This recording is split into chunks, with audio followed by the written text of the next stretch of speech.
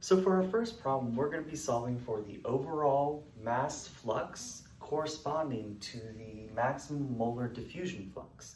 To start that off, we're going to have the equation that the overall mass flux is equal to the sum of the individual mass fluxes. So the mass flux of H2O and the mass flux of D2O. But we still don't have these two values, yet we can solve for them. We're going to write those out with these equations that the mass flux of H2O and D2O are equal to their molecular weights times their molar fluxes.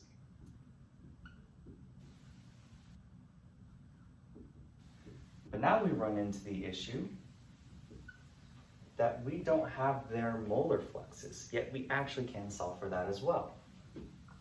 We're going to have the equations that the molar fluxes, the individual molar fluxes, are equal to the molar diffusive flux of the same component added to the mole fraction of that component times the overall mass or molar flux, I apologize. But we actually have a bunch of components here now that, go around. We don't really know all those, but we can actually cut those out because we have this value of the overall molar flux, which we do know that is the sum of the individual molar fluxes. And because this is a closed system, this value must equal 0. So because this equals 0, we can replace these with 0, and since that's multiplied by that mole fraction, we can actually cut this whole part out. Those are 0. So by erasing that, we're going to see that this gets a lot simpler. Now we can see that the molar flux of H2O and the molar flux of D2O is equal to their corresponding molar diffusive fluxes, which is great because we actually have that value. But there's one more thing we need to note. The molar diffusive fluxes also add up to 0, as they are also part of the closed system.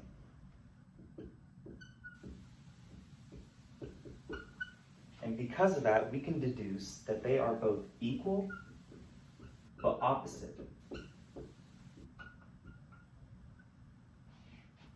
Now we have the value of this actually right here, 2.78 moles over meter squared times second, but we need to know that they are going to be opposite. One's going to be positive and one's going to be negative. We're going to go under the assumption that to the right here, the H2O is going in the positive and the D2O is going in the negative end. So with that, we can take this number, 2.78 moles times over meter squared times second, and replace it with these. But we'll make the molar flux of D2O negative and the molar flux of H2O positive. So we can rewrite this as equal to, and we also have the molecular weights here. The molecular weight of H2O being 18 grams per mole, and the molecular weight of D2O being 20 grams per mole.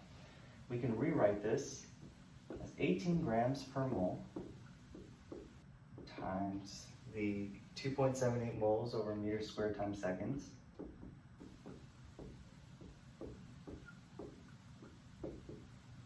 But we also have to convert it to kilograms, so we'll have that in it.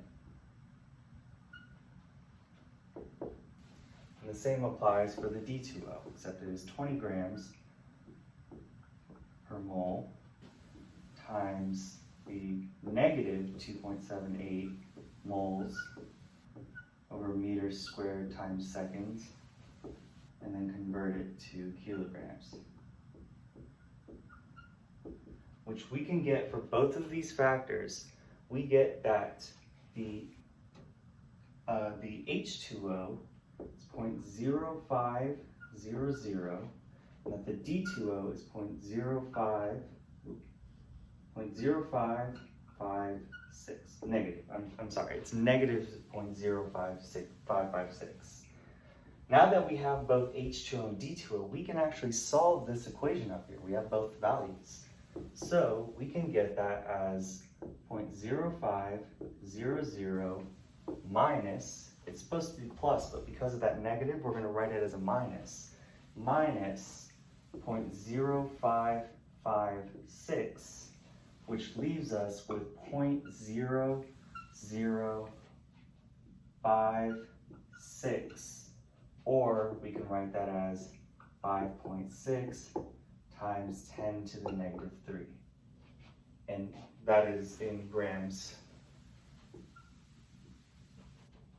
over meters squared times seconds.